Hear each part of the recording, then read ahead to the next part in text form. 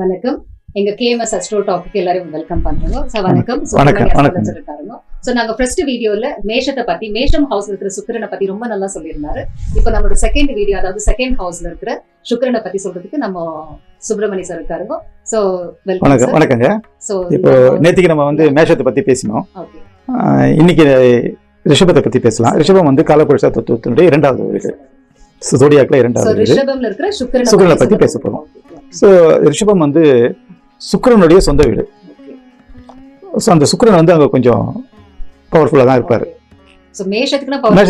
மேஷத்துல வந்து இருக்க குணத்தை விட வேற மாதிரி குணத்தோட தான் இருக்கணும் அங்கே. ஸோ நமக்கு எல்லாரும் தெரியும், சுக்கிரன் வந்து பெண்ணை குறிக்கிறது, இங்கே மனைவியை, ஒரு ஆணுக்கு மனைவியை குறிக்கிறது அப்படிங்கிறது தெரியும்.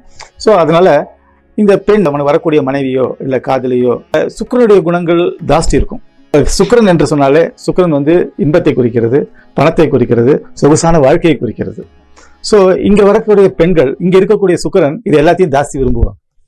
ஸோ அந்த பெண்கள் என்ன ஆகும், அவங்களுக்கு வந்து பணத்தின் மேல நிறைய ஆசைகள் இருக்கும், இன்பத்தின் மேல ஆசைகள் இருக்கும், சொகுசான வாழ்க்கையை அனுபவிக்க வேணும்ன்ற ஆசை இருக்கும். ஸோ இதை வந்து புரிஞ்சுட்டு கணவன் நடந்துக்கணும். இந்த ஆசைகள் எல்லாத்தையும் நிறைவேற்றக்கூடிய கணவனாக வரணும்னு அவங்க நினைப்பாங்க.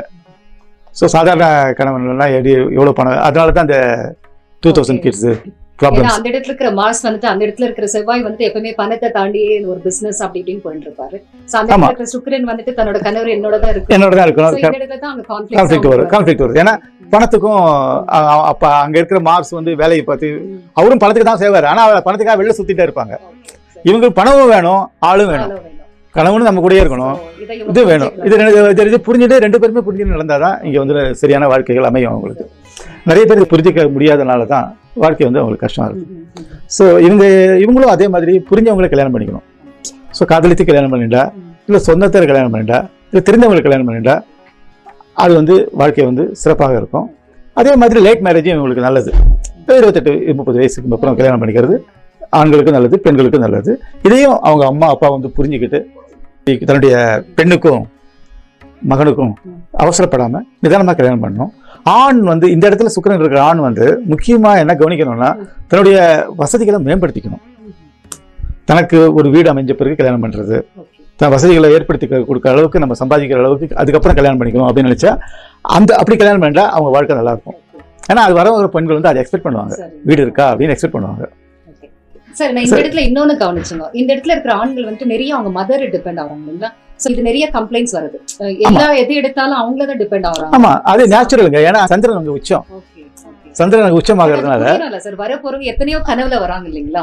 வரப்போற மனைவி எல்லாத்தையும் எதை யோசிச்சுட்டு அந்த இடத்துக்கு வராங்க. ஜாதக ரீதியான விளக்கம் என்னன்னா, சந்திரன் அங்க உச்சமாகிறது. அந்த உச்சமாகிற இடத்துல வரக்கூடிய பெண் வந்து அம்மாவை சார்ந்து இருப்பாங்க. சோ தன்னுடைய அம்மா வீட்டையும் கணவனுடைய வீட்டையும் கம்பேர் பண்ணிட்டே இருப்பாங்க.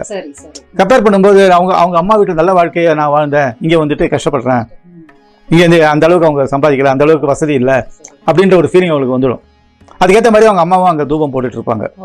ஸோ இப்போ அது வந்து இதை பார்க்குறவங்க வந்து அவங்க அம்மா கொஞ்சம் கேர்ஃபுல்லா இருக்கணும். இந்த இடத்துல கொஞ்சம் அம்மாவும் அவங்களை புரிஞ்சுக்கலாம். அம்மா புரிஞ்சுக்கணும். அவங்க எடுத்து வளர்த்தாங்க, எல்லாம் பண்ணாங்க, அம்மா தப்பா சொல்ல வரலாங்க, எல்லாத்தையும் எடுத்து பண்ணாங்க. அந்த இண்டிபெண்டன்ஸ் ரெஸ்பான்சிபிலிட்டி கொடுத்தாங்கன்னா அந்த பையனும் அந்த பசங்களும் சொல்றேன், அவங்களுக்குன்னு ஒரு லைஃப் இருக்கும், அவங்க லைஃப் அப்படியே அவங்க கொண்டு போகலாம் இல்லைங்களா? ரொம்ப இன்டர்ஃபரன்ஸ் இருக்கக்கூடாதுன்னு. அதுதான் அந்த இன்டர்ஃபியர் காரணம் வந்து அங்க சந்திரன் உச்சமா இருக்குதா, அதை அவங்க புரிஞ்சுக்கணும். அதை வந்து பேரண்ட்ஸ் புரிஞ்சுக்கணும். பேரண்ட்ஸ் புரிஞ்சுட்டு நம்முடைய கல்யாணம் பண்ணி கொடுத்த பிறகு அவங்க வாழ்க்கையில நம்ம குறுக்கிடக்கூடாது அப்படிங்கிற ஒரு எண்ணத்தோட அவங்க பழகி இது பண்ணினா, அது பையனோட அம்மாவா இருக்கட்டும் இல்ல பெண்ணோட அம்மாவா இருக்கட்டும், ரெண்டு பேருக்குமே அது பொதுவான இவங்களே சால்வ் பண்ணலாம். ஆமா, கணவன் மனைவிக்கே விட்டுறணும் சால்வ் பண்றத. சரி சரி, இவங்க நடுவில் நுழைஞ்சு அது குழப்பக்கூடாது.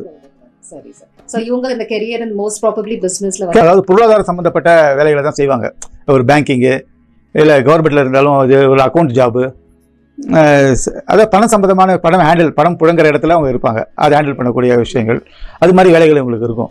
ஆணுக்கும் சரி பெண்ணுக்கும் சரி அது மாதிரி வேலை இருக்கும். இவங்க தான் ஷேர் மார்க்கெட்டில் பணம் போடுறவங்க, ஷேர் மார்க்கெட்டில் பணம் சம்பாதிக்கலாம், நான் குறுக்கு வழியில் சம்பாதிக்கலாம்னு ஆசைப்படுறவங்க. ஏன்னா அவங்க சொகுசான வாழ்க்கையை வாழணும்னு நினைக்கிறாங்க. அது மனைவிக்காக அவங்க வாழ வேண்டிய, சம்பாதிக்க வேண்டிய சூழ்நிலையில அவங்க தள்ளப்படுறாங்க. அதனால இவங்க வந்து ஷேர் மார்க்கெட்டில் பணம் குறுக்கு வழியில் சீக்கிரம் சம்பாதிக்கப்பட முடியும் அப்படின்னு நினைப்பாங்க. அது வந்து செவ்வாய் வந்து கெட்டு போயிருந்ததுன்னா செவ்வாய் வந்து ராகுக்கு இதோட சேர்ந்து இருக்கும்போது அது வந்து அவங்களுக்கு லாஸ் ஆகுது.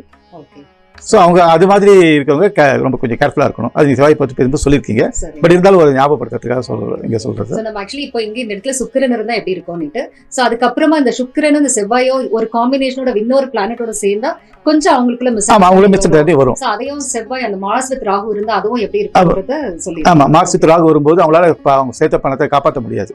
சரிங்க. அதனால இந்த மாதிரி உங்களுக்கு ஷேர் மார்க்கெட்டில் போய் பணம் சம்பாதிக்கலாம்னு போகும்போது அங்கே லாஸ் பண்ணிடுவாங்க. அதோட உங்களுக்கு ஃபைனான்ஷியல் பிஸ்னஸ் இருக்கும், வட்டி மூலமாக பணம் வரும், பேங்க் இன்ட்ரெஸ்ட் மூலமாக பணம் வரும், இது மாதிரி இதில் உங்களுக்கு பணம் வரும். அதே மாதிரி அவங்க இந்த ஹெல்த் விஷயம் இருக்கு இல்லைங்களா, எந்த ஹெல்த்ல அவங்க கொஞ்சம் காஷியஸா இருக்கணும்னு நினைக்கிறேன். பெண்களுக்கு இந்த இடத்துல ரீப்ரொடக்டிவ் சிஸ்டத்தில் ப்ராப்ளம் வரும். சரிங்க. அதுதான் மெயின் ப்ராப்ளம் வரும். கண் ப்ராப்ளம் வரும். சரி. கண் ப்ராப்ளம் வரும். அது சிறு வயசுலேருந்தே வரக்கூடிய வாய்ப்புகள் இருக்கு. கண் இது மாதிரி சின்ன சின்ன பிரச்சனைகள் இருக்கும். அவங்களுக்கு நீர்ம சம்பந்தமான வியாதிகள் இருக்கும். சரி, நாங்க இதெல்லாம் இருக்கோம்னு சொல்லிட்டு யாரையும் பயமுறுத்தணும்னு நினைக்கலங்க. இந்த இடத்துல இருக்கிறவங்களுக்கு இந்த மாதிரி ஒரு இதுதான் வருங்க, இந்த மாதிரி ஒரு நோய் வரதுக்கு தான் சான்சஸ் இருக்கும். ஸோ அதை நீங்க இப்பவே நீங்க ஒரு கேர் எடுத்துக்கிட்டு ஒரு வாக்கிங் ஒரு எக்ஸசைஸ் பண்றதோ இல்ல என்ன மாதிரி ஃபுட்டு சாப்பிடணும் அதெல்லாம் நீங்க பண்ணிட்டு வந்தீங்கன்னா இந்த பிரச்சனையெல்லாம் நீங்க அவாய்ட் பண்ணலாம். ஸோ இந்த ரிஷப ராசியில இருக்கிற சுக்கிரனை பத்தி ரொம்ப அருமையா சொல்லியிருந்தீங்க. எல்லாருக்கும் ரொம்ப நன்றிங்க. இதுக்கு மேலே உங்களுக்கு ரொம்ப தகவல் தெரியணும்னு ஆசைப்பட்டீங்கன்னா உங்களோட ஜாதகத்துல அந்த சுக்கிரன் எங்க இருக்கு அப்படின்னு நீங்க தெரிஞ்ச ஆண் ஜாதகத்துல உங்களோட சுக்கிரன் எங்க இருக்கு நீங்க தெரிஞ்சுக்கிட்டீங்கன்னா ப்ளீஸ் கான்டாக்ட் KMS. அண்ட் உங்களுக்கு இதுக்கு இன்னும் நிறைய இன்ஃபர்மேஷன் கிடைக்கும். தேங்க்யூ. தேங்க்யூ.